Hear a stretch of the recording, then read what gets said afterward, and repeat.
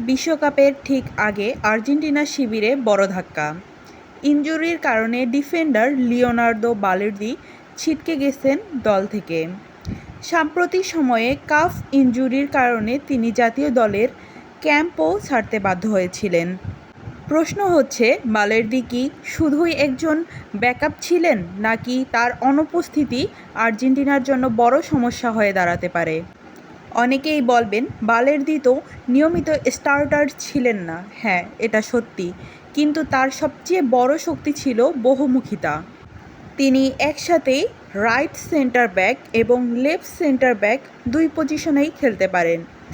এ ধরনের ডিফেন্ডার আধুনিক ফুটবলে খুবই মূল্যবান। ম্যাচ চলাকালে ফরমেশন পরিবর্তন, ইনজুরি বা সাসপেনশনের সময় কোচের জন্য এমন খেলোয়াড় বিশাল সুবিধা এনে দেয়। রোমেরোকে ঘিরে আসল চিন্তা।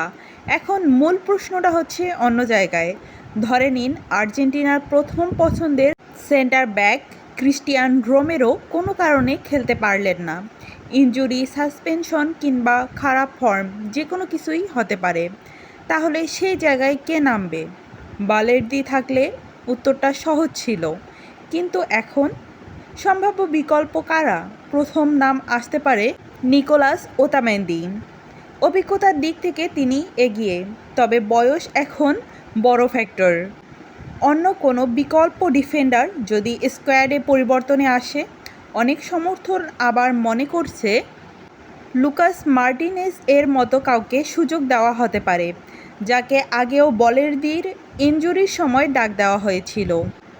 কোচ স্ক্যালোনি বিশ্বকাপের জন্য যে 26 সদস্যের দল গড়েছেন, সেখানে বালের্দি ছিলেন গুরুত্বপূর্ণ ডেপথ অপশন।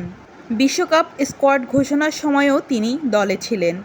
বিশ্বকাপের মতো দীর্ঘ টুর্নামেন্টে শুধু প্রথম একাদশ নয়, বেঞ্চের শক্তিও সমান গুরুত্বপূর্ণ।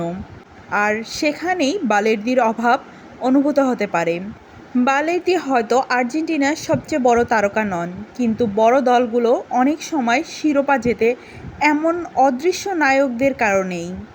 তাই প্রশ্ন রয়ে গেল, যদি রোমেরো হঠাৎ ছিটকে যান, তাহলে আর্জেন্টিনা ডিফেন্সের ডান পাশে ভরসার নাম কে?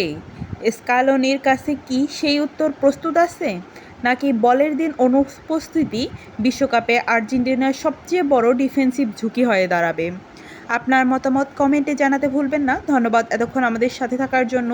এমন আরও নতুন নতুন আপডেট পেতে আমাদের চ্যানেলটিকে সাবস্ক্রাইব করুন। ধন্যবাদ।